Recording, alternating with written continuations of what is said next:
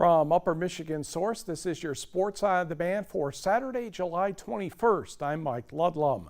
The 43rd annual Canal Run in Hancock had many changes due to the flood damage of M203 in that area, so things had to be rerouted quite a bit, but it was still a pretty successful day for most of the 762 participants. Wheelchair racer Dean Juntanen gets to start about 5 seconds ahead of everybody in the half marathon.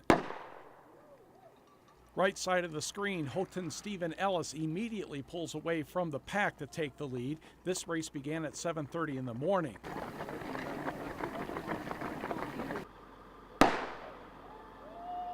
At 8 o'clock, the Bob Olson 10-mile run began at McLean State Park, 3.5 miles away. Runners easily merged onto M203 heading south, but this year, instead of going to downtown Hancock, they turned back at the High Point aid station. TV6's Andrew Lacombe grabs a drink from members of the Michigan Tech women's basketball team at this aid station. Stephen Ellis pulled away from the field at a consistent pace, crossing the finish line in 1 hour, 13 minutes, 42.1 seconds, winning by 9.5 minutes. But unlike other years, he actually saw people, even if they were going in the other direction. I think the course may be faster this way. The traditional course, the last couple miles are kind of gradual uphill climbing into Hancock, kind of from Hancock Beach up towards the finish line. Well, there's a lot of people out there running that I know, and I get to say hi and cheer on some fellow runners, so that's kind of fun. I loved the course. The scenery is beautiful. Being able to run on the road, loved it.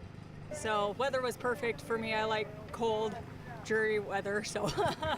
Peterman recently moved to the Upper Peninsula, calling Awe Train home. Her time was 1 hour, 33 minutes, 17.3 seconds, first for the women and 10th overall. Hancock's Daniel Byrne won the Bob Olson 10-mile men's race in 56 minutes, 42 seconds. Negaunee's Kelly Menji was the women's winner in 1 hour, 13 minutes, and 21 seconds.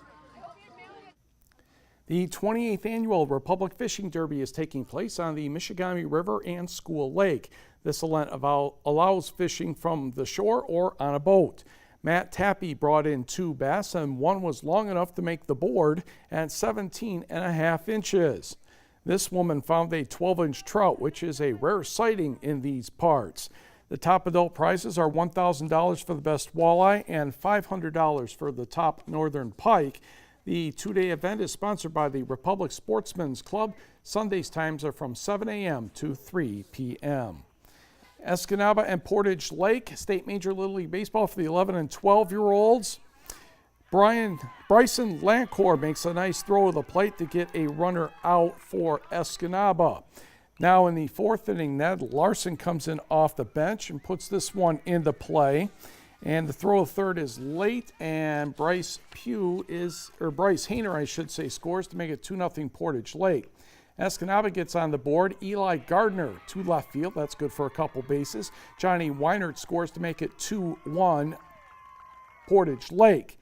Portage Lake gets a run in the 5th. Kyle Primo with the base knock, scoring Bryce Pugh.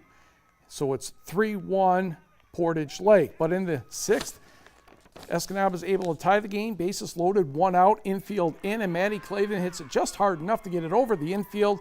Winning run scores, and Escanaba wins this one 4-3, and the tournament continues tomorrow in St. Clair. On the scoreboard, in the junior 13 and 14 sectional baseball tournament at Norway, Norway bounces back with 2 straight wins to win that sectional, 5-2 and 12-11 over Portage Lake. Norway will go to Petoskey for the state tournament. And in the minor 9 and 10-year-old tournament down at Norway, Gladstone excuses Iron Mountain North 12-9. Escanaba goes into the championship game by defeating Norway 4-1.